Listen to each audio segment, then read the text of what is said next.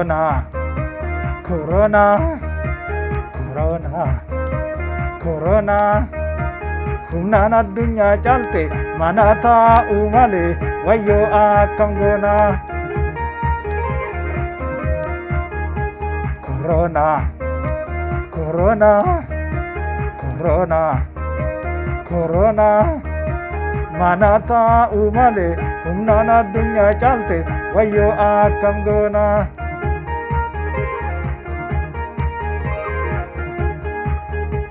Humnaan addunyaa caalte mana taa'uu malee wayyoo akkam goona. Humnaan addunyaa caalte mana taa'uu malee wayyoo akkam goona.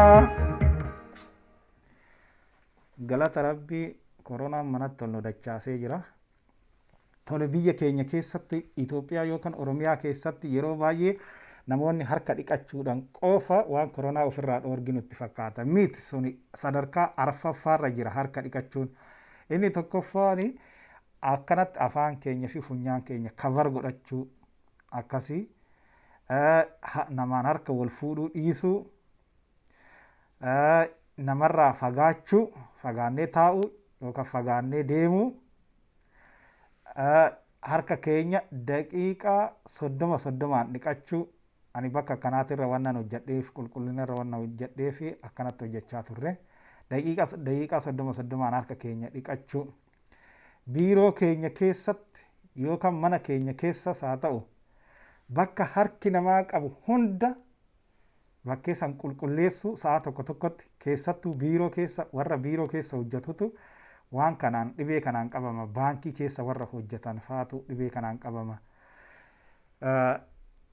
Balbala qabannaa balbalaa bakka irratti barreessan iskiriiptoo waan adda addaa kiiboordii kompiitaraa kanaan bakka harki namaa tuqu qabannaa bishaanii kana yeroo yeroodha sa'a tokko tokkotti qulqullaa'uu qaba.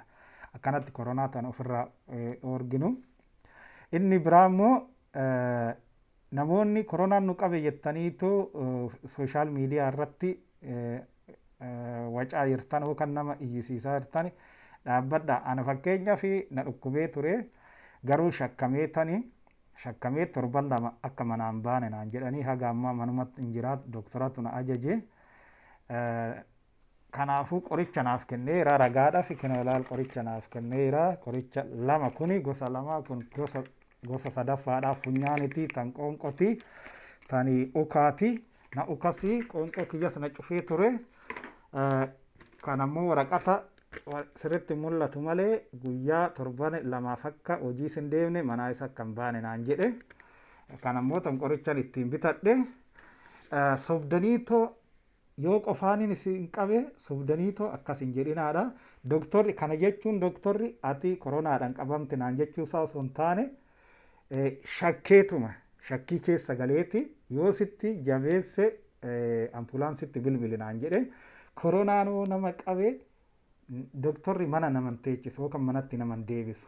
Hospitaala galuu hospitaala addaa bakka addaatitti yaalamuu erga dhibeen sun irraa baduu beekameen booda baasu malee ana yoo dooktorri manatti na erge maatii kiyyaan qabsiisaa ollaan qabsiisaa.